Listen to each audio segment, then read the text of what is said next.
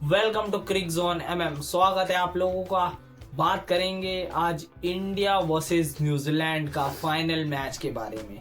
क्या परफॉर्मेंस रह सकती है इंडिया की और क्या स्ट्रेटेजी रहेगी इंडिया की बॉलिंग की कि न्यूजीलैंड के बैट्समैन को बहुत जल्दी आउट कर लिया जाए, और टॉप बैट्समैन की बात करेंगे कि उनके खिलाफ क्या स्ट्रैटेजी रहनी चाहिए और इंडिया को किस हिसाब से वो स्ट्रैटेजी प्लान में लानी चाहिए कीवीज को आउट करने के लिए। और बात करेंगे न्यूजीलैंड को क्या करना चाहिए इंडिया की बैटिंग को वीक करने के लिए या इंडिया के टॉप ऑर्डर को आउट करने के लिए। तो चलिए शुरू करते हैं फिर गाइस न्यूजीलैंड की बैटिंग के बारे में। क्या ज़बरदस्त बैटिंग है, और बात करते हैं जो टॉप न्यूजीलैंड के खिलाड़ी रह सकते हैं टॉप 3 उनकी बात करेंगे, क्योंकि काफ़ी ज़बरदस्त बैटिंग है, काफ़ी ज़बरदस्त बॉलिंग है न्यूजीलैंड की। और एक चीज़ और नोटेट करनी चाहेंगे क्योंकि काफ़ी ज़बरदस्त फील्डिंग है, सुपरमैन इन्हीं की टीम में है। और जो ज़बरदस्त फील्डिंग है, फील्डिंग में 20-25 रन बचा देती है ये टीम, बैटिंग अच्छी करती है, बॉलिंग अच्छी करती है।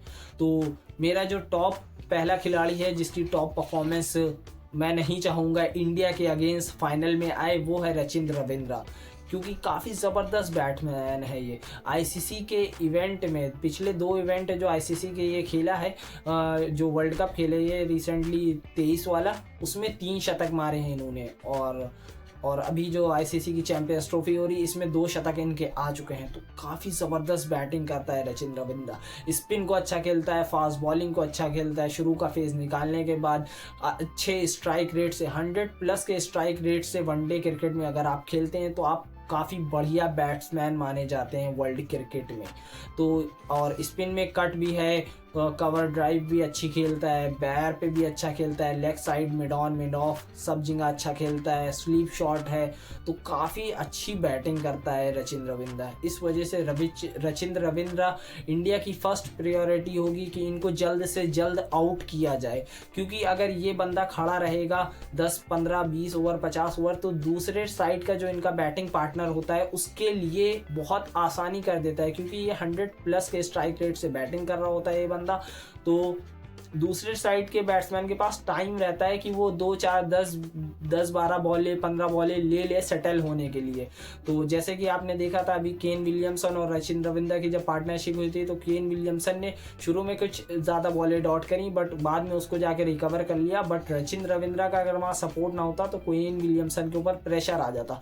तो ये चीज़ इंडिया की बैटिंग में नहीं होनी चाहिए। रचिंद्र रविंद्रा को अगर इंडियन टीम जल्दी आउट कर लेगी तो काफ़ी आसानी हो जाएगी इंडियन टीम के लिए। और बात करते हैं अब इनकी सेकंड जो बिग इंडिया के प्रॉब्लम रह सकती है, वो है डेविन कॉनवे। वो वैसे तो खेले नहीं है अभी तक के मैच, बट क्योंकि न्यूजीलैंड ये बहुत अच्छी टीम है और अच्छे डिसीजन लेते हैं, क्योंकि विलियम के पिछले कुछ मैचेस में रन नहीं आया। वो फर्स्ट मैच में पाकिस्तान के अगेंस्ट शतक आया था बट उसके बाद रन नहीं आया। तो क्या डेविन कॉनवे जो बेंच पे बैठे हैं, क्या न्यूजीलैंड टीम उनको विलियम की जगह रिप्लेसमेंट करके डेविन कॉनवे को खिलाएगी? और अगर खिलाएगी तो इंडिया के अगेंस्ट इंडिया के बॉलिंग में 2 लेफ्ट आर्म हैं, अक्षर पटेल और रविंद्र जडेजा।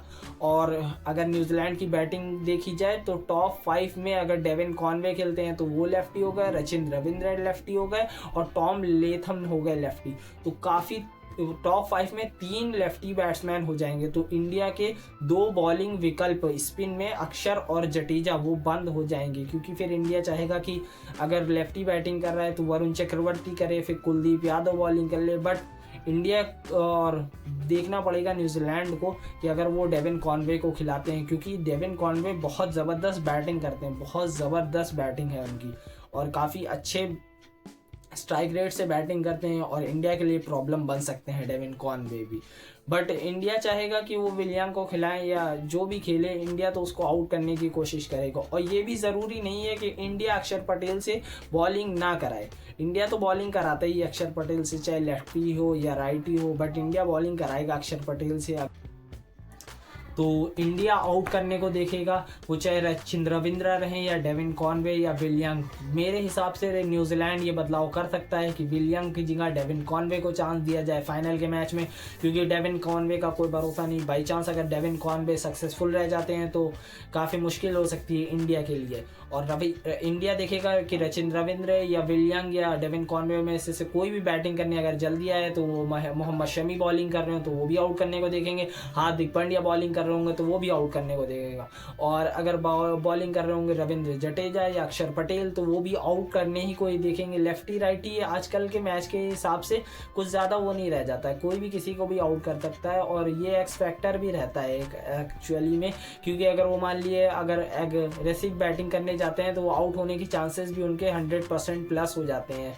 जिस तरीके से अगर वो बड़ी हिट मार के रन बना सकते हैं तो उसी तरीके से जडेजा एक अच्छी बॉल डाल के उनको फंसा भी सकते हैं। तो ये तो रहेगा कि रचिन रविंद्रा आगे रहते हैं या डेविन कॉनवे या इंडिया की बॉलिंग लाइनअप आगे रहता है इन दोनों बैट्समैन के मुकाबले। अब बात करते हैं केन विलियमसन की। केन विलियमसन को स्पिन के जाल में बहुत ज़बरदस्त फंसाया था अक्षर पटेल ने, बट केन विलियमसन अगेंस्ट बहुत बड़े बैट्समैन हैं, बहुत ज़बरदस्त खिलाड़ी। अभी रिसेंटली उन्होंने चैंपियंस ट्रॉफी के ही मैच में 19,000 रन इंटरनेशनल क्रिकेट में कंप्लीट किए हैं। तो केन विलियमसन एक बहुत मैच्योर बैटिंग करने वाले खिलाड़ी हैं और बहुत ज़बरदस्त बैटिंग करते हैं, बट इंडिया को अगेंस्ट इनको आउट करना होगा, क्योंकि अगर ये बंदा खड़ा रह जाएगा और दूसरी साइड पे अगर कोई खिलाड़ी इनका साथ देने के लिए रुक गया तो ये मैच को चलाता रहेगा, रन बन जाएंगे, रन बनाते रहेंगे ये लोग।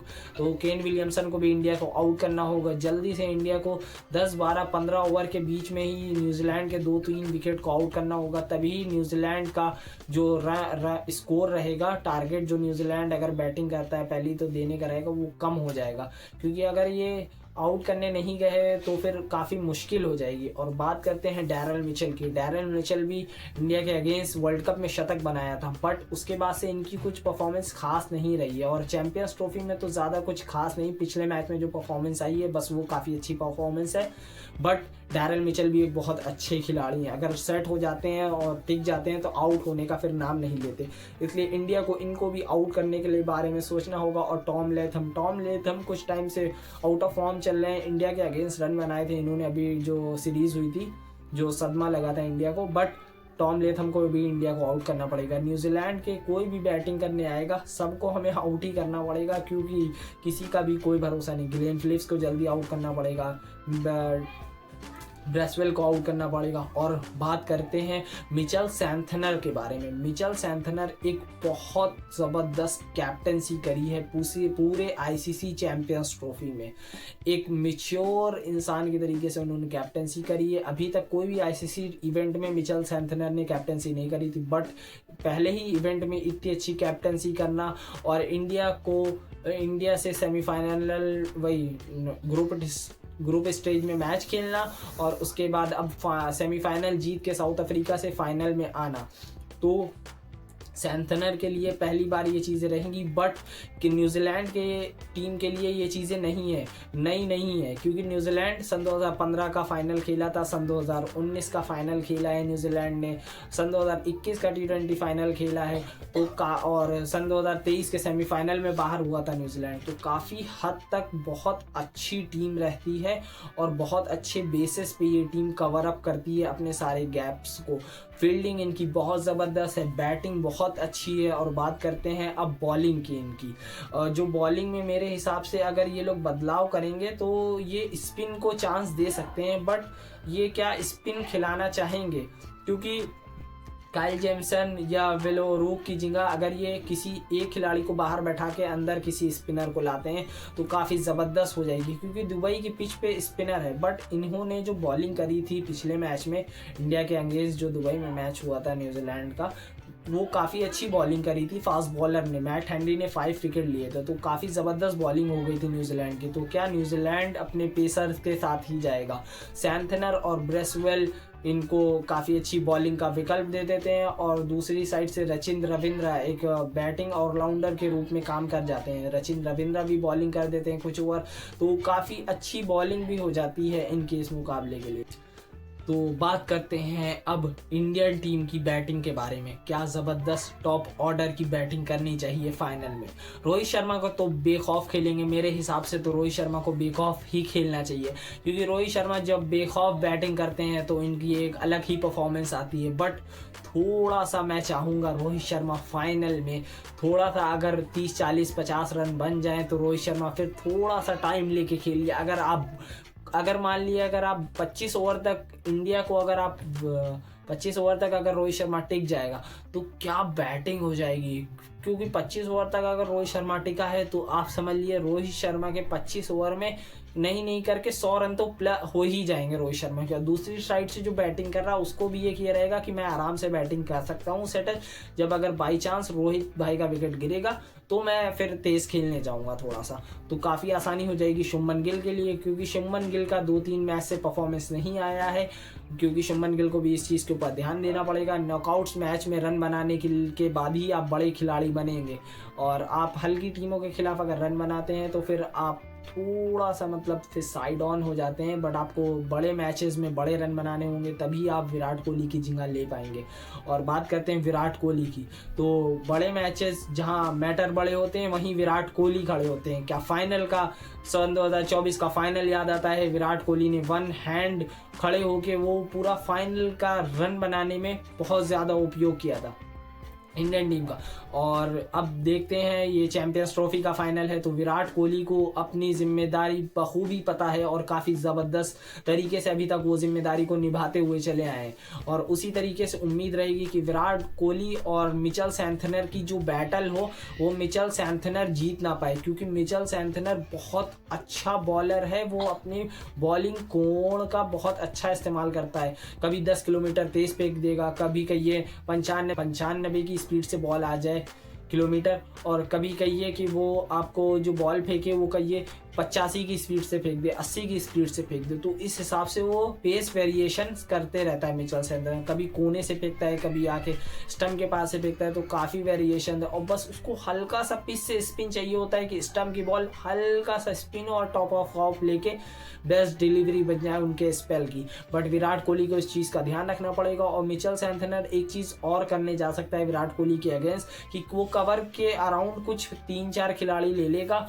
और एक मिड विकेट के अराउंड एक शॉट पे थोड़ा सा ले लेगा, क्योंकि विराट चाहेगा कि सिंगल लेने के लिए वो मिचेल सैंथनर को मिड विकेट की तरफ खेल ले, या कवर की तरफ गैप नहीं रहेगा तो मिड विकेट की तरफ खेल ले, और विराट कोहली वहाँ पे कैच नहीं देना होगा विराट कोहली को, क्योंकि मिचेल सैंथनर काफ़ी शार्प माइंड का खिलाड़ी और काफ़ी स्ट्रैटेजिकली वो गेम प्लान लेके आएंगे विराट कोहली के लिए। तो विराट कोहली को अपना विकेट नहीं फेंकना है। 2 4 5 ओवर अगर इंडियन टीम के लिए 10 12 15 20 रन ही आते हैं 5-6 ओवर में तो चल जाएगा, बट विराट कोहली का विकेट नहीं देना है, क्योंकि विराट कोहली आखिरी में जाके काफ़ी ज़बरदस्त बैटिंग कर सकते हैं। और 40 ओवर तक तो अगर विराट कोहली का विकेट नहीं गिरेगा तो काफ़ी अच्छा स्कोरिंग मैच हो जाएगा इंडिया की साइड से।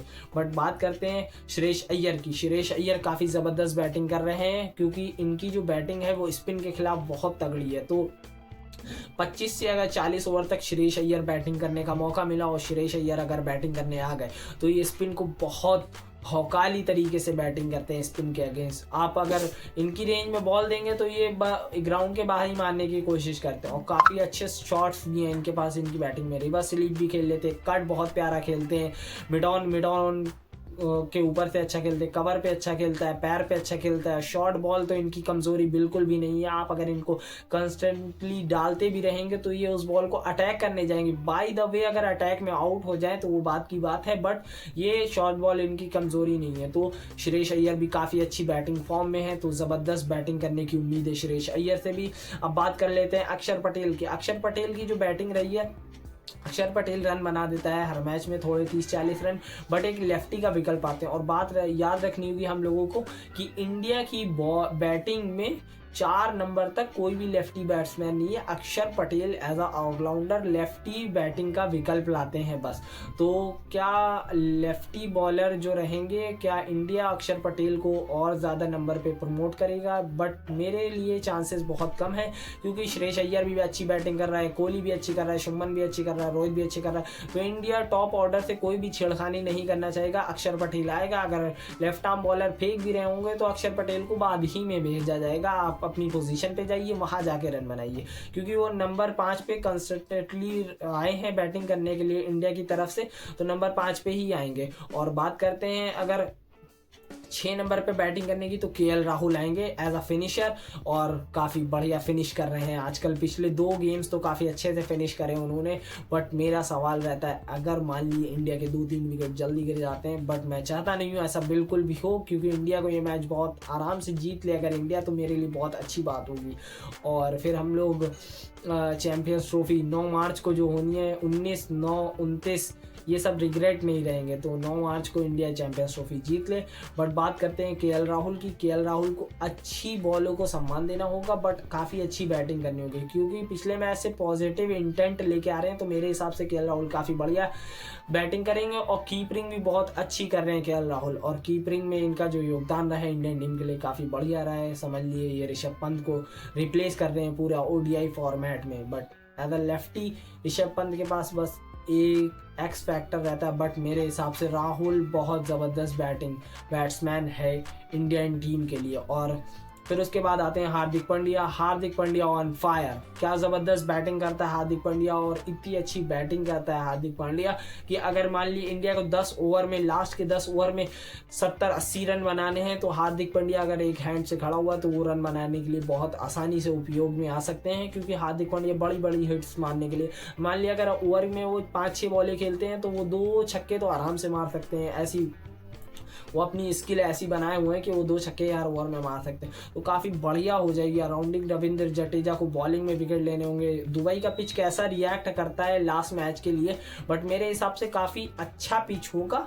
ना बैटिंग के लिए होगा, ना बहुत ज़्यादा स्पिन के लिए होगा, बट ये पिच काफ़ी अच्छा जो बेस देगा दोनों टीमों के लिए ये पिच होगा, क्योंकि ज़्यादा स्लो पिच भी नहीं बना सकता, ज़्यादा फास्ट पिच भी नहीं बना सकता। तो मिडिल पिच होगा और काफ़ी ज़बरदस्त पिच होगा। अच्छे पिच के साथ अच्छा मैच होगा ये इंडिया वर्सेस न्यूजीलैंड का।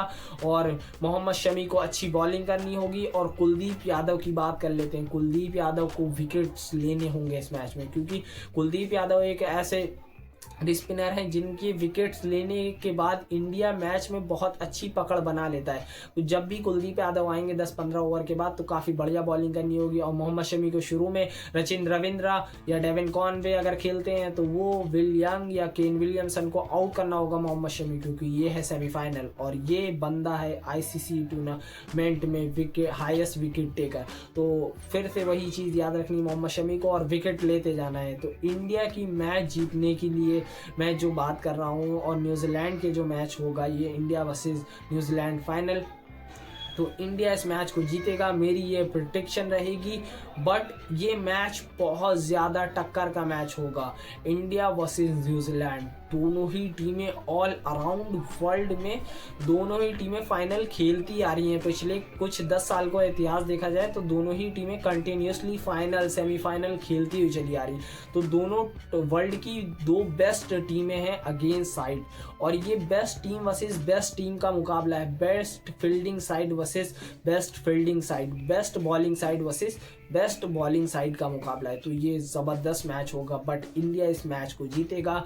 न्यूजीलैंड का हार्ट ब्रेक होगा इस मैच में, और शायद, बट मैं बस इस मैच से ये उम्मीद नहीं करना चाहता हूँ कि इंडिया ये मैच जीते और कुछ हमारे जो सीनियर प्लेयर्स हैं वो अलविदा कह जाए। मैं नहीं चाहता कि रोहित जाए, मैं नहीं चाहता कि कोहली जाए, मैं नहीं चाहता रविंद्र जडेजा जाए, क्योंकि हमें ज़रूरत है, हमें जीतना है सन 2027 का वर्ल्ड कप, और हमें इनकी ज़रूरत पड़ेगी, क्योंकि अभी हमारे पास वो मैच्योरिटी बैटिंग नहीं है जो, अगर ये तीनों की पोजीशन खाली हो जाती है तो इंडिया का गैप भरने के लिए बहुत बड़ी प्रॉब्लम हो जाएगी अभी। तो इन तीनों का संन्यास मैं बिल्कुल भी नहीं चाहता, और काश ये ना ही लें तो अच्छा है। जीतने के बाद या हारने के बाद भी इंडिया जीते तो बहुत अच्छी बात है। संन्यास नहीं अनाउंस होना चाहिए विराट और रोहित और जडेजा का, और इंडिया हारे तब भी नहीं अनाउंस होना चाहिए, क्योंकि हमें जीतना है सन 2027 का वर्ल्ड कप इसी टीम के साथ। वो जो सन 2023 में रिग्रेट रह गया कि best team in the world 10 match ऐसे जीते, ज़बरदस्त जीते, और लास्ट में एक बैड डे की वजह से इंडिया मैच हार गया, बट वो 27 में नहीं रहेगा। 27 में Rohit Sharma as a captain India को वर्ल्ड कप जिताएंगे, और Virat Kohli as a batsman top run scorer रहेंगे इंडिया टीम के उस टाइम पे। तो इंडिया आज का काफ़ी ज़बरदस्त मैच होगा ये, इंडिया वर्सेस न्यूजीलैंड।